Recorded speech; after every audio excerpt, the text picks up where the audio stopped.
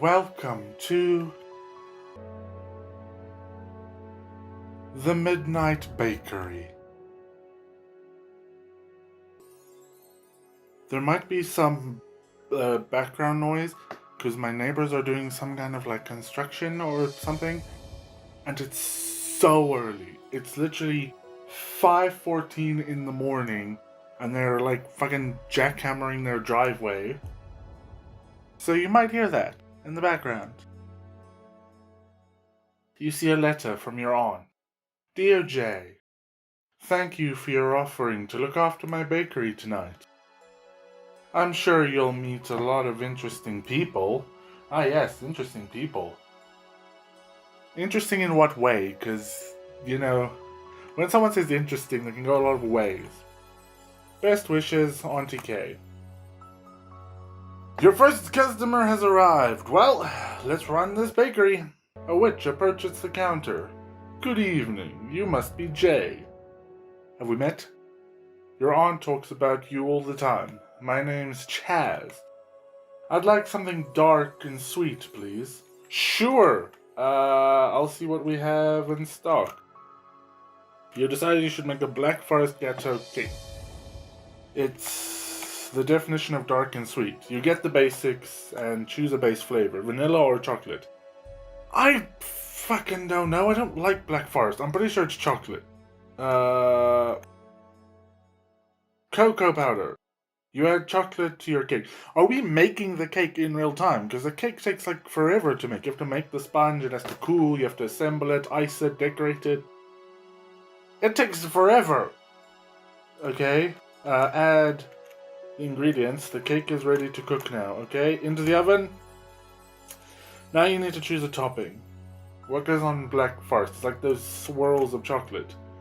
Dark red cherries or a miniature forest. Definitely a miniature forest. You add the trees to your cake. Your cake is finished. You made a literal forest gâteau. Yeah, that's fucking cool. No, I don't want to bend my cake. Hey, witchy lady, I made something fucking cool. You hand the witch a slice of, just a slice, not even a whole cake, of literal forest gâteau. She looks confused. This looks nice, but why are there little trees on it? 'Cause it's hilarious! That's why! Black Forest Gâteau with actual trees. She laughs, but isn't a huge fan of the cake. Okay, well, fuck, I mean, I guess it wouldn't be super tasty, but it was never gonna be tasty. It's Black Forest, which tastes like shit. Ooh, hello. Good evening. I have been walking a long while. May I have something simple to warm me through? Coffee? Tea, perhaps? I'll see what the magic cupboard says. You decide to start making a basic vanilla cake. However, you spot a mysterious green vial in the back of the cupboard. It smells delicious. Do you add it? I mean, the magic cupboard said... The magic cupboard provides, and who am I to deny the whim of the magic cupboard? Put it in. You pour the contents of the vial into the batter. It now has an oily rainbow sheen. Ah! That's good. Nothing bad ever happens. You mix your ingredients carefully. You think you should add something extra to make your cake a bit more interesting. She wanted simple. Add a cheese layer. Add a vanilla icing. I think a vanilla icing... That's another thing I like. Red velvet. I don't like the cream cheese frosting on red velvet. I don't like a lot of things I'm discovering. I'm a very basic person. You decide to ice the cake after it's cooked, okay? Cook your cake, it's finished. You made cake of either fun or death. Okay. 50-50. I like to gamble. You hand the traveler a slice of your cake of either fun or death. The traveler watches the cake warily. It's vibrating slightly. Come on, let's play a game. After a few moments of hesitation, he takes a bite. His suspicion quickly turns to happiness. Delicious! He cries. He finishes the slice in just a few bites. All seems to be going well until he disappears into a puff of rainbow smoke. And, oh no! He turned into a frog. He gives you a rather reproachful croak. Well, frogs can't use, Yelp, so it's not like we're gonna get a bad review or anything. Bye! Hello, sir. How can I help you? The vampire approaches the counter. Good evening. He begins cheerfully. I am Zaf, the vampire count of the nearby mountains. I'd like something red and fun to satiate my appetite. The traveler, frog, croaks in contempt from the floor of the bakery. It doesn't look like he's leaving anytime soon. Is a frog. What the fuck can he do? Sure, red and fun. I'll see if there's any blood bags in the cupboard of magic. You decide to start with a simple sponge cake. You'll add more to it later. Will I? You're about to bake the cake. Will you make it a fun shape or a boring one? Well, he wanted something fun, so let's make it a fun shape. You decide to make a Swiss roll cake. Spirals. Okay, making a Swiss roll is like not just, oh, I'll make, like, it's a process. It's very difficult to do. Well, it's not difficult, but you just have to be careful that, like, your sponge isn't either too dry that it cracks when you roll it, or like so wet that it's just a mushy, unpleasant mess. It's just like, it's not the easiest thing to just do on a whim halfway through. You cook your cake. Now for the filling. Should you fill it with jam or blood? I feel like blood is a little bit pretentious. Like, not pretentious, presumptuous. Like, oh, you're a vampire, you'll definitely want blood. Whereas, like, jam is what you would expect to be in a Swiss roll. It's what you would expect to get from a bakery. You decide to use jam as a filling. Your cake is finished. You made a Swiss roll. Good shit! You hand the vampire a slice of your jam Swiss roll. Do you enjoy? The vampire looks intrigued. Ooh, what a fun little cake. But what's this in the middle? You explain what jam it is, but the vampire seems a little bemused. It doesn't quite suit his palate. Ah, you wanted blood. Go fuck yourself. Meow. Hey, there's a frog on the floor. You're a cat, you can kill a frog.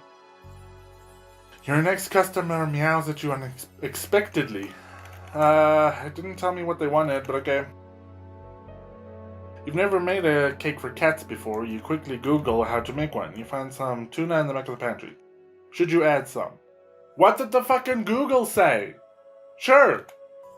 You add tuna to your cake. Who am I to deny the whims of the magic cupboard? As you're mixing the ingredients for your cake, you spot a bag of catnip out of the corner of your eye. There are drugs in this establishment? Add a pinch of catnip. Yeah, just a touch. We don't want to overpower the cake. You know, just a tiny bit. You add a small pinch of catnip to your cake. Cook your cake. It's finished. You made a cat cake.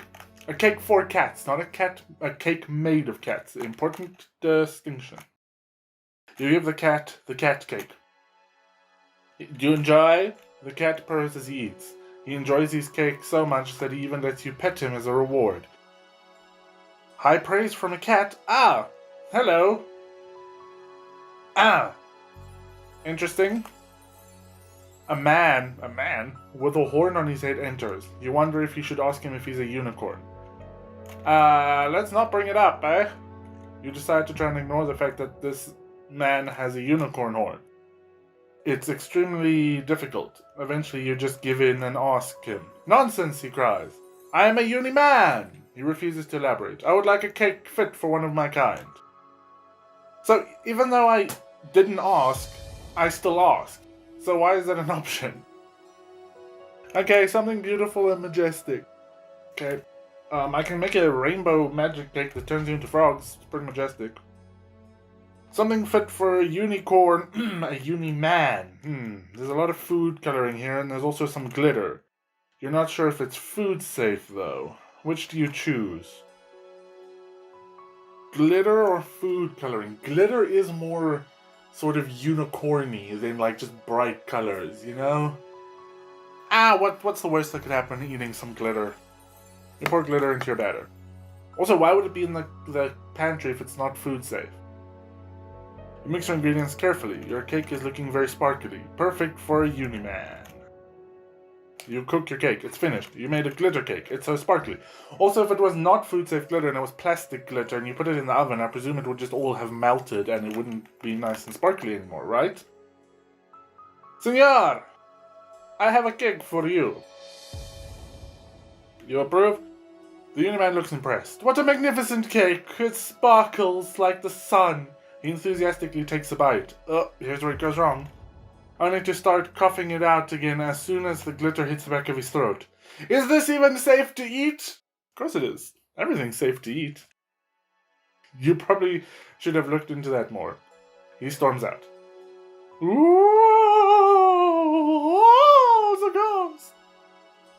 The ghost approaches the counter. He's holding a sign that says, "Boo." You take that to mean he wants a spooky cake. Sure. How do you make a cake for a ghost? You can make it first and then kill it afterwards to get the ghost to the cake, or use a ghost cake mix you found in the pantry. What method do you use? I'm kind of interested in how you're planning on killing a cake, so let's do that. Make and then kill. Your cake is nearly done. Now you just need to decide how to kill it once it's finished. A hammer or a flamethrower? Well, I'm worried about burning the cake if we use a flamethrower, so let's, a hammer is a trusty murder weapon. It's proper old school. You decide to beat it to death with a hammer. The cake quickly turns into pulp, but now you're able to grab the shimmering outline of its ghost. I didn't cook it, did I? Ah, well, here you go. No, I still need to cook it. No, I don't want to bend the cake. It's finished. You made homemade ghost cake. Right. You give the ghost a slice of homemade ghost cake. How is it? The ghost loves the cake. You draw something on the back of his boo sign. It's a heart. He floats happily out of the bakery. Your next customer arrives. The ghost might be the only person that showed up so far that has liked the food. The frog croaks anxiously. He can sense something coming. You shut up down there, little guy. I'm trying to run a business here. Oh! Interesting. You look fucking cool. A strange being fills the bakery. Cower before me, mere mortal, for I am Zagoroth, destroyer of worlds. That's nice, sir. What kind of cake would you like? No human food could ever possibly satisfy me. Let us have a competition. If you, puny being, could create a dish to satisfy me, I will spare you and your insignificant world. And if I don't, I'll die and then won't have to deal with the consequences. So it's like a win-win situation. You find a compartment at the back of the pantry dedicated to excessively powerful invaders from other worlds. That's a useful compartment. All bakeries should have them. There are 2 types of cake bases to choose from, light or dark. Which do you choose? He's a being of darkness. No, I didn't. Bend the cake. No, fuck on. Ah! Yes, I want to bend the cake. Okay. Dark. You choose a dark base. Then you can pick accent ingredients for your cake. Your decision will literally shape the fate of the world. No pressure. Add light, airy ingredients. Add dark, heavy ingredients. Well, this is where like you don't want to. If we have a dark base, then you want to add light stuff to it. If it's like all dark and all heavy, then it's like a bit like if you're making something, you want to like not have everything be the same color and the same texture and everything, because then like when you eat it and like plate, like it doesn't look very good on the plate because it's all the same color and texture, and it's not very good to eat because everything is the same texture. So you want to like mix things up. So we're gonna go for a dark cake, or like a dark sponge, and then fill it with light, airy things so that like it's different textures. It's not just the same. You add pure and light ingredients to hopefully warm your customer's heart. Into the fire! Your cake is finished. You made a black and white layer cake. It combines both dark and light powers. I do not want to bend it, please. I just want to... Excuse me, sorry for the wait, Mr. Zagoroth? I can't remember what you were. Terribly sorry. Very busy. You give the great, I was close, Destroyer of Worlds a slice of chocolate and vanilla layer cake.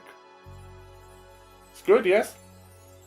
He looks down at your cake with disdain. He takes a cautious bite. So you thought you could sway me with a cake like... Wait a minute. Is this a perfect balance of light and dark power? I've never seen anything like this. Not in any of the galaxies I've destroyed. Maybe because you destroyed them and didn't let them make you food. He starts eating with gusto. This is delicious. Maybe I'll leave this planet alone for now, as long as you keep giving me cakes. You know, it's like a sacrifice to the gods kind of deal. He leaves with a thoughtful expression. That it? After Zagoroth, Destroyer of Worlds, has left, you see a watery dawn. I thought it was like, what the fuck is a water dawn? A watery dawn rising over the horizon. You let out a long breath and slump over the counter. Your shift is finally over. Aunt Kay has a lot of explaining to do. Interesting people indeed. The frog croaks at you grumpily.